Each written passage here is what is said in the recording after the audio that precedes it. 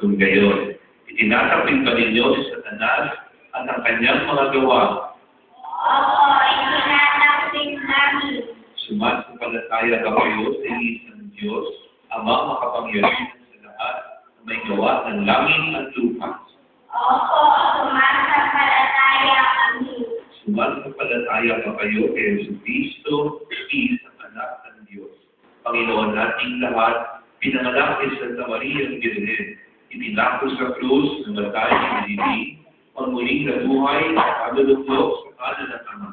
Opo, sumasampalataya po kami. Sumasampalataya ba kayo sa Espiritu Santo, sa banal na Iglesia Katolika, sa kasamahan ng mga banal, sa kapatawaran ng mga kasalanan, sa magmuling pagkabuhay ng namatay, sa buhay na walang hanggan? Opo, sumasampalataya po kami. Ito ang ating pananampalataya. Ito ang pananampalataya ng ating mahalay na